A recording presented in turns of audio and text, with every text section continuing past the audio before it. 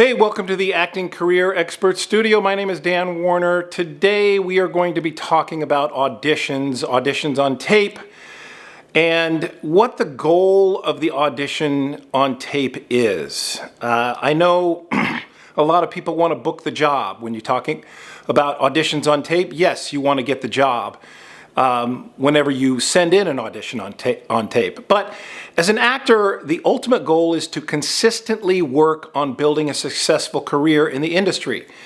However, the process of booking jobs can be challenging and an unpredictable one.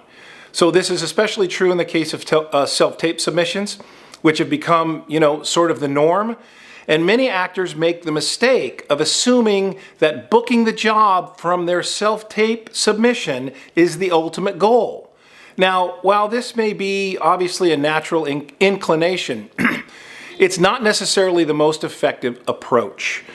The reality is that the chances of you booking a job from a self-tape submission are not very high. There are obviously often numerous factors in the casting process which take you out of the job, and none of them are in your control. What actors should do instead is focus on making the most compelling self-tape audition possible.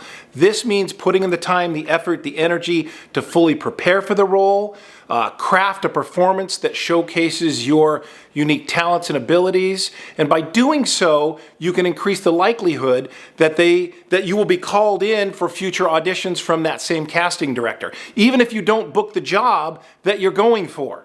So, the key here really is to view each self-tape submission as an opportunity to showcase your skills and build a relationship with the casting director by consistently delivering strong performances, being on time, knowing your lines, and doing all the right things. And then you establish a reputation as being a reliable and talented actor. And this leads to more frequent audition requests from said casting director and ultimately the opportunity to book more work. So in essence, the goal of the self-tape submission should not be to book the job, but rather to create a lasting impression that will keep you in the casting director's mind for future opportunities.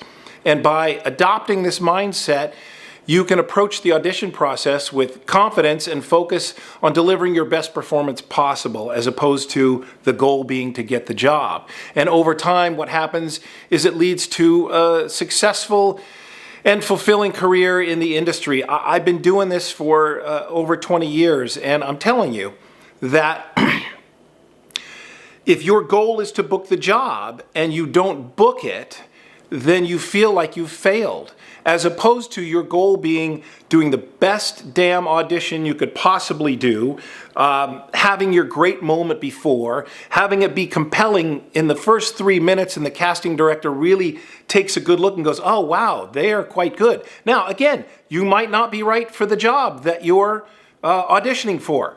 That's okay. Because if you make a fan out of the casting director, if the casting director goes, wow, well, they're not right for this because we wanted someone with dark curly hair, somebody fatter, balder, taller, whatever the case may be, out of your control. But they see a quality actor, they're like, you know what?